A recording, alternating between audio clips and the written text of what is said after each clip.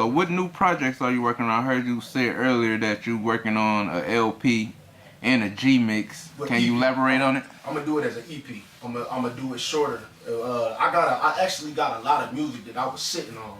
I had recorded a lot of music, and I didn't really release it because I wanted to, kind of formulate a solid project. I was gonna do an LP. I was gonna do an album, and I had talked to a few people. I had reached out, and they gave me some good feedback on what I had. But I just felt like I needed to restructure shit. I was like, man, I think I could go in more. I think if I hold it back and come with more music, and really pick what I wanted. So I probably got, like, this ain't a lot to a lot of other people, but I probably got maybe about 30, 40 songs that I could pick from now. Now some people, they got 100, they got whatever, but you gotta remember I had other things going on, which kinda, that played into the group situation too. I had some personal stuff going on. I ain't gonna front for y'all, like, I'm super gangster, I'm super this, I'm super that, but I had some legal shit. I had some cases and stuff, you know what I'm saying, to get through, and that kind of put a strain on things. And once I did get everything all together and organized, I took time to really reassess my personal stuff. I'm a father. I wasn't, like, even then, I wasn't a father then. I didn't have kids then. I got kids now. I got 2 little girls. I love my babies, Kimmy and Jamie. I love y'all. Daddy love y'all. But I just, like I said, I had to get reorganized. I had to get reorganized, refocused, and recreate. Like, you make music and you be like, well, damn, this go hard. Even because it hasn't been heard. You know what I'm saying? You've been sitting on it. Nobody heard it. You didn't release it, so it's still new to them, but it's old to you. You like, damn, I could go harder than this. Like, this is good, but I got great records. I got good shit that I can, really hit them with. So fuck this shit. Like, it's, and I still might release some of it. I ain't gonna lie. I might leak some things here and there. I got a good avenue to do that, so it might happen. But for sure, to answer your question, for sure, it's gonna be EP, which is a smaller.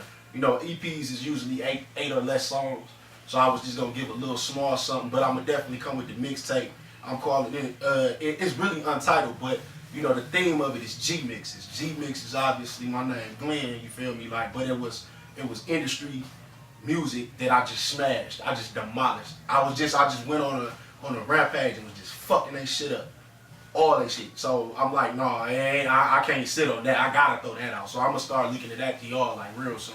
You can expect some of that probably coming spring, really. I just did some shit today that I'm like, oh yeah, I feel real good about. I'm geeked about that shit. Shout out to my dude Tony Rizzo, my engineer for life, man. That's my guy. That's my fucking guy right there, bro.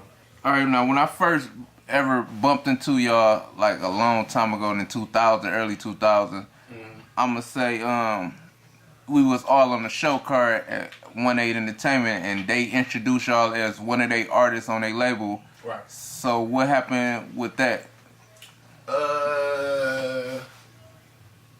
So when we was around that time that you talking about, we was still relatively new to what we was doing, and they was too. They was, like, shout out to them. No disrespect to them, but we was all figuring it out as we kind of went along. They was learning things, we was learning things. We had a direction we wanted to go. They was willing to take part in that and help push that, but they also had other acts. He had another group at the label. And then, let me shout out to D White. What's up, big up? You know what I'm saying? All love, But being realistic, they had another group. And then there was shit going on with the other group. You know what I'm saying? Where, like, I think, like, one was, he didn't live here. He lived out of town. And then, some bullshit happened to my dog, Monte. What's up, young dog? He ended up getting paralyzed. You know what I'm saying? So it was, like, shit with that group, too. And then, mind you, we moving one way, that group moving that way. It was other stuff going on. So it's like, label-wise, they was trying to pull it together. And I ain't, shit does happen. I'm understanding to that. But as a group, we kind of was commanding a little more attention. You got to remember, at one period of time, we was gaining a lot of steam at a young age and real fast. like, you know, faster than a lot of motherfuckers was really acknowledging or giving credit for. We had did a lot of things, you know, within our little section, and it just, it just was time. You know what I'm saying? You know how sometimes you just outgrow a situation and just was done. You know, I heard Young Buck always said this. He said this, that you know most people start off with like little hood to hood records. That's what he said in the interview. He called it hood to hood records. So you know you start off small, and then eventually you grow to something else. You grow to like, okay, well this don't fit so good. It's all love, but we gotta do business wise. We gotta do what's better. You know, we gotta step it up. So that's all it was. It ain't no hate or no negative or no nothing like that. It was time. You know what I'm saying? Time to try to branch out.